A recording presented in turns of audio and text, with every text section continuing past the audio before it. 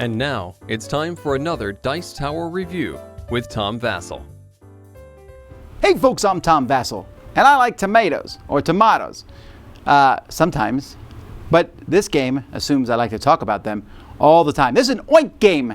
They're a small Japanese publisher. They make tiny little games. They've made games that people have queued for and fought to get because they're very expensive and very valuable, and a lot of people like them. Well, some of their games. Some of their games are silly and there's not a lot to them. Some of their games, there's some pretty neat concepts to them. Which is this game? TomaTomato.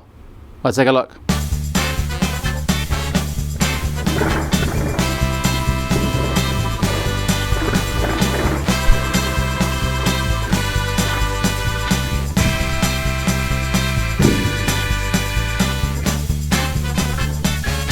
Okay, so the gameplay here, you have a huge stack of tiles and a giant die, which kind of looks like a square tomato. On your turn, you will roll that die. You will turn over that many tiles. So one tile here, and you read this as quickly as you can. Motto. You're supposed to pronounce the things in this game like Japanese style, so tomato. So then the next person rolls a die. One again. They're going to put it after this. So it's motto tomato. Rolling a die, still adding only one. Tomato. And maybe we won't get a 1. Yep, 2. It's going to be 1, 2, or 3. So we add 2 this time. Tomato. Next person rolls. Now we're going to be adding 3. Oh, the excitement is growing. So we'll add 1, 2, and 3. All right, here we go. Tomato, potato. So we'll add 2 more. Now this one here means we have to read them in reverse order. So I stick these at the end, and here we go.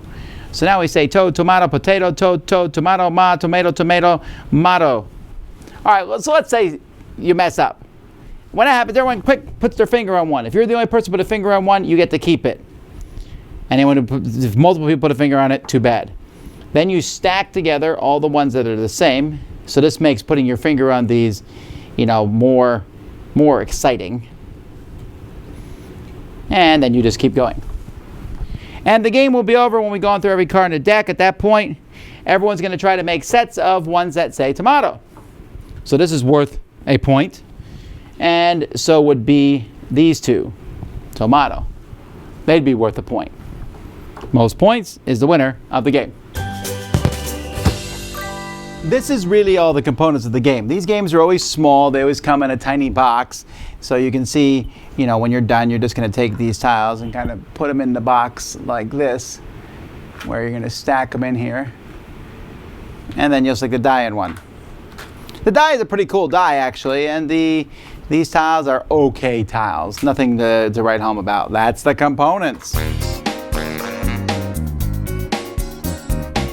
I feel like it's self-evident at this point that this game is silly.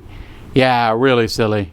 It's just you're going to sit there and go, tomato, tomato.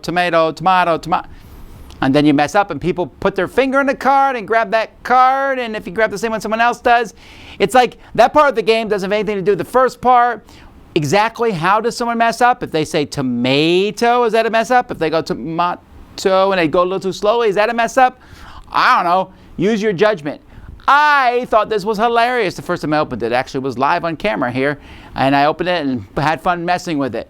And I thought it was hilarious the first 5 minutes of the next game I played, and then it gets tedious.